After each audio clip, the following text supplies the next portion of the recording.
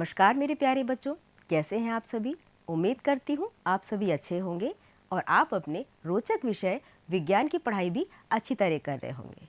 बच्चों, आज की इस विज्ञान की कक्षा में हम कक्षा 7 के पाठ 3 पदार्थ की संरचना एवं प्रकृति के बारे में कुछ रोचक जानकारियाँ जानेंगे। बच्चों, आप अपने आसपास बहुत सी वस्तुएं देखते होंगे। हमारे पास भी कुछ वस्तुएं हैं। चलिए देखते हैं हमारे पास क्या क्या है। देखिए, हमारे पास है पत्थर और पेंसिल,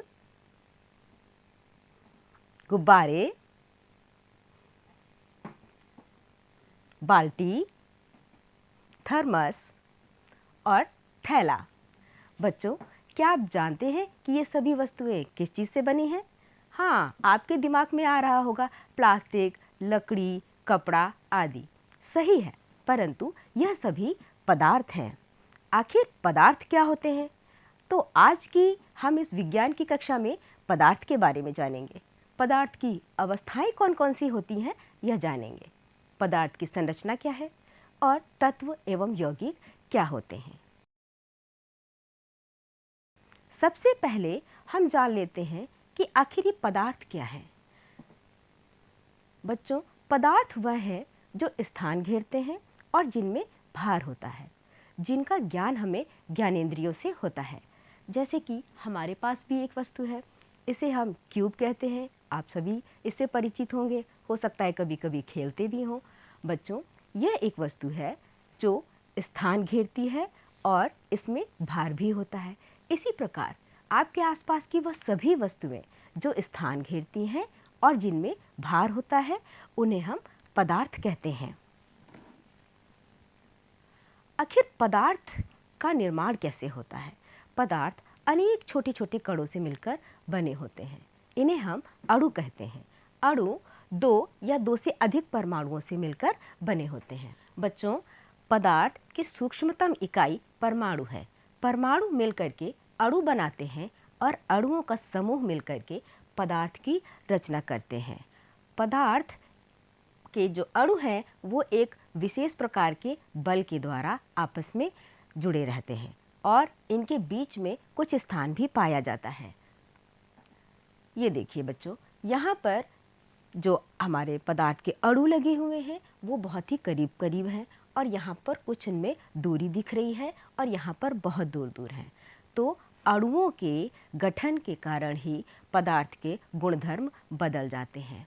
इसी आधार पर पदार्थ की सामान्यतः 3 अवस्थाएं पाई जाती हैं: ठोस, द्रव एवं गैस।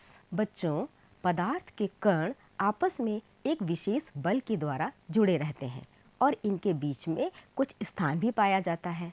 तो पदार्थ के जो कण हैं वो आपस में एक विशेष बल के द्वारा जुड़ते हैं जिसे हम अंतराआण्विक बल कहते हैं और इनके बीच में पाया जाने वाला स्थान अंतराआण्विक स्थान कहलाता है। अतः हम कह सकते हैं कि पदार्थ में कणों के मध्य लगने वाला बल अंतराआण्विक बल कहलाता है और कणों के मध्य पाया जाने वाला स्थान अंतराआण्विक स्थान कहलाता है।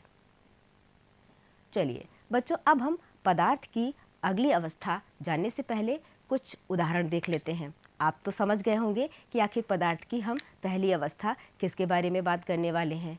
हाँ, हम पहले ठोस पदार्थ के बारे में बात करेंगे। देखते हैं इसके उदाहरण क्या क्या हैं। कुर्सी, मेज, किताबें, ईंट, कूड़ादान और यह बोतल। बच्चों, आप भी अपने आसपास देखिए, आपके पास भी कुछ ऐसी वस्तुएं दिख रही होंगी जिनमें भार होगा और वह स्थान भी घेरती होंगी और उनको हम एक स्थान से दूसरे स्थान पर जब उठा के रख दें तो भी उनके आकार में एवं भार में कोई परिवर्तन नहीं होगा। ऐसी वस्तुएं आप भी ज़रा ढूंढ कर रख लीजिए। चलिए, अब हम बात करते हैं पदार्थ की ठोस अवस्था के बारे में। पदार्थ की ठोस अवस्था में जो इसके कण हैं वो बहुत ही करीब करीब लगे होते हैं। इनके मध्य में अंतराआण्विक स्थान ना के बराबर पाया जाता है और इनका बीच में लगने वाला आकर्षण बल सबसे अधिक होता है। इसीलिए ठोस पदार्थों का आकार निश्चित होता है और इनका आयतन भी निश्चित रहता है। बच्चों, अब हम बात करते हैं पदार्थ की अगली अवस्था द्रव के बारे में। द्रव पदार्थों के कण ठोस की तुलना में थोड़ा दूर दूर लगे होते हैं। इनके मध्य लगने वाला अंतराण्विक बल ठोस की तुलना में कम लगता है और इनके मध्य पाया जाने वाला स्थान ठोस की तुलना में अधिक पाया जाता है। इसी कारण यह आसानी से इधर उधर आ जा सकते हैं। देखते हैं, यहाँ पर ये जग में दूध है और ये दूध को हम बोतल में आसानी से डाल सकते हैं और इस बोतल के दूध को आसानी से ग्लास में डाला जा सकता है। द्रव पदार्थों का आयतन तो निश्चित है, परंतु इनका आकार बदलता रहता है।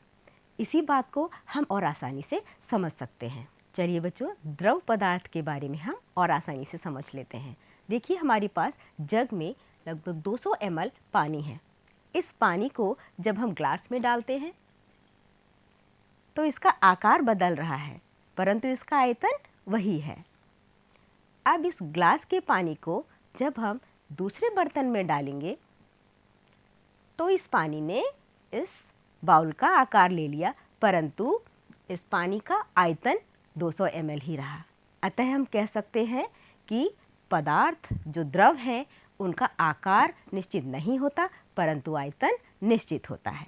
आइए बच्चों, अब हम पदार्थ की अगली अवस्था गैस के बारे में जानते हैं।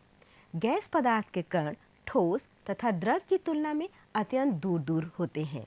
गैस पदार्थ के कणों के मध्य अंतराण्विक स्थान ठोस तथा द्रव की तुलना में सबसे अधिक पाया जाता है। देखिए, यहाँ पे हम देख सकते हैं जो इन कणुओं के बीच में लगने वाला बल हमें ना के बराबर दिख रहा है। इसी कारण ये आपस में बंधे नहीं हुए हैं और आसानी से इधर उधर घूम रहे हैं और इनके बीच में पाया जाने वाला स्थान भी हमें द्रव और ठोस की तुलना में सबसे अधिक दिख रहा है। इसी कारण गैस पदार्थों का आकार एवं आयतन निश्चित नहीं होता है।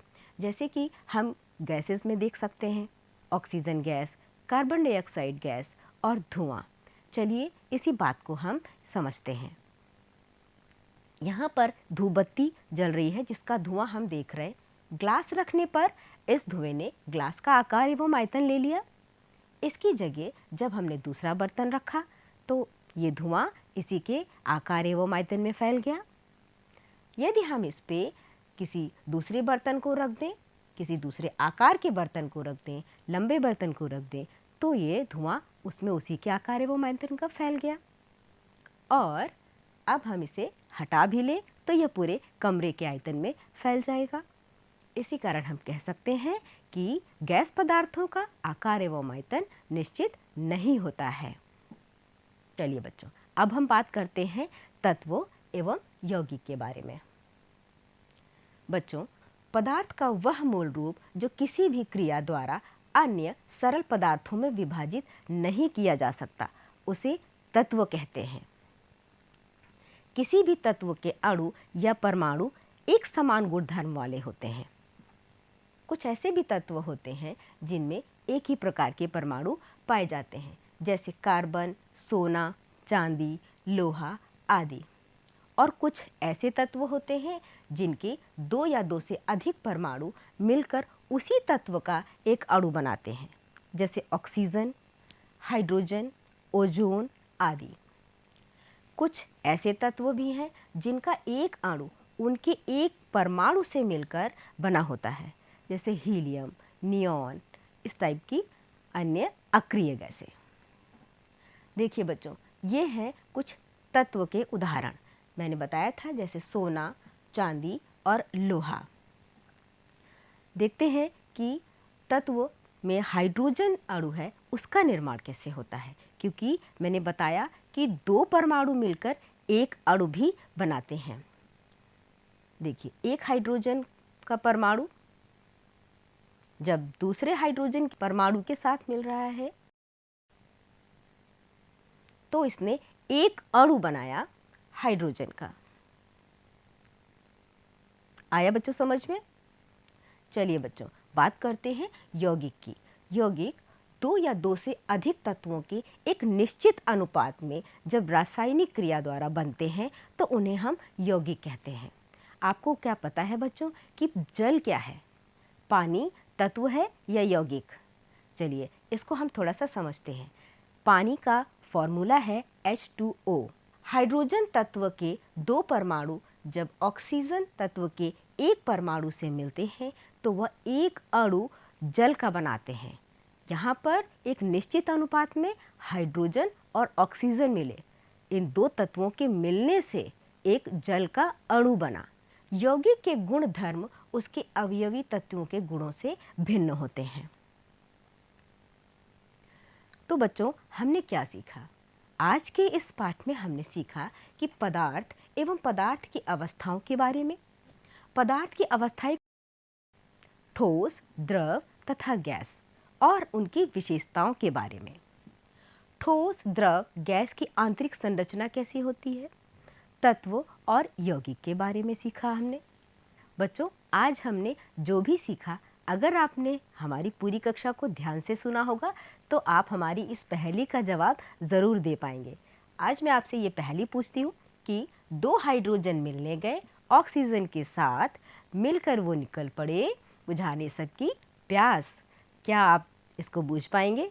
आप इसको बूझने का प्रयास कीजिएगा और नहीं तो अपने दोस्तों से चर्चा कीजिएगा। फिर भी ना समझ में आए तो अपने विज्ञान के शिक्षक से ज़रूर पूछिएगा। चलिए बच्चों, इसी के साथ अब हम कुछ अभ्यास कार्य भी कर लेते हैं। ठीक है, चलिए बच्चों, ठोस पदार्थ की विशेषताएं उदाहरण सहित लिखिए। इसको आप अपनी कॉपी पे लिखिएगा और अपने आसपास के ठोस, द्रव तथा गैस पदार्थों की एक सूची बनाइएगा और उस सूची को बनाकर अपने विज्ञान शिक्षक से चेक भी करवाइएगा। ठीक है बच्चों, उम्मीद करती हूँ कि आपको आज की कक्षा में समझ में आया होगा। चलिए बच्चों, अब हम अपनी अगली कक्षा में मिलते हैं एक नई विषय वस्तु के साथ। तब तक के लिए आप सभी को नमस्कार और धन्यवाद।